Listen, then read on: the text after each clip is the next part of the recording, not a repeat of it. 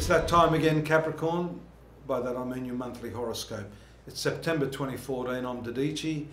And looking at what's happening, it's quite interesting. Straight off the mark, Mercury moving into your 10th sector, your career sector. Mercury is one of the planets we like to see in the career sector. It gives you a really sharp analytical mind, the ability to communicate your ideas very, very quickly, very, very succinctly and elegantly, to the point where people really like what they hear. So what I'd recommend is that if you have ideas, new concepts that you'd like to present, this coming month is going to be excellent for that. Notwithstanding the fact that we do see the opposition to Uranus later in the month, don't worry about that. That just simply means you're going to be brilliant. The opposition challenges you in some ways, but I get the sense the more you're going to be challenged by people around you, the more brilliantly you're going to shine. So, the 6th, your other friendly planet, Venus, moves to the 9th sector. This is your luck sector. So there's I guess a double whammy there. 2 favourable planets moving into 2 excellent positions in your horoscope. I'd have to say, even on those 2 transits, good things are likely to happen. Even if we take into account some of the difficult aspects, such as the square aspect that's going to form to Mars a little later on, that's okay. The challenging square aspects I like, because they give you the energy and the fuel to, to push yourself and to do better. There's a full moon on the 9th. That's in the sign of Pisces, which is your 3rd sector. Again, this is a communications sector. So what we're seeing here is, I guess, a repetition of omens or symbols or planetary energies in different parts of the zodiac that hint at the same sort of thing.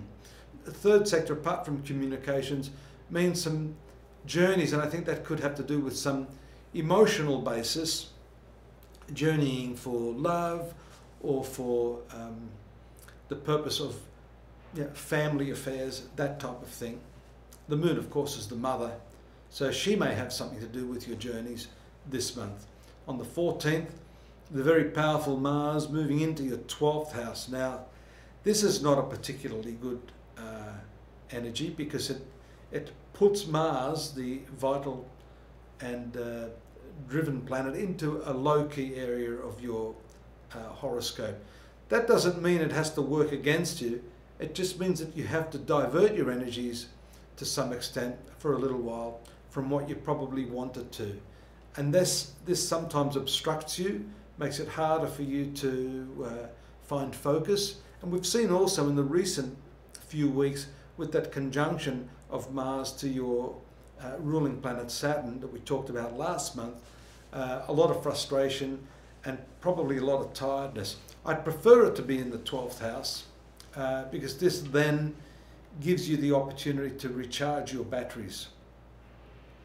The planet Mars is what we call your 11th ruler. That has to do with your friendships. And what that tells us too is that maybe they're going to take a back seat for a while this planet moves through this 12th sector. Let's jump forward a little bit to the new moon on the 24th. What we see there is the sign of Libra again. This seems to be a recurrent theme for the month. That's your career sector.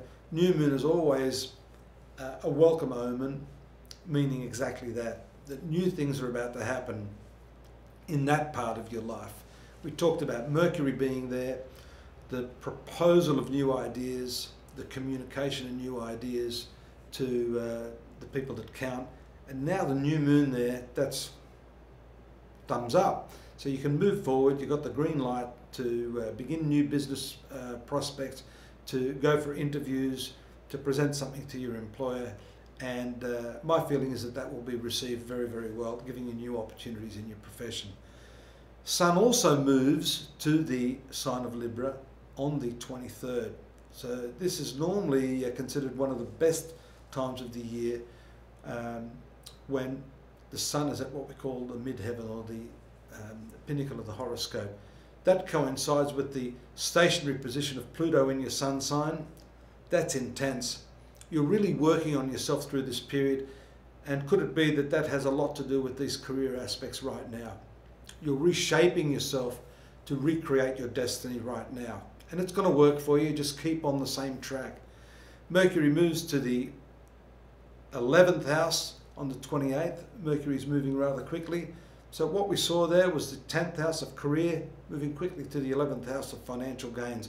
It's quite likely that what you put forward this month will yield results very, very quickly and profitably soon after the 28th. And once again, there's Libra being highlighted by Venus, the ruler of Libra, moving into the career sector. You couldn't hope for a better transit to complete the month on.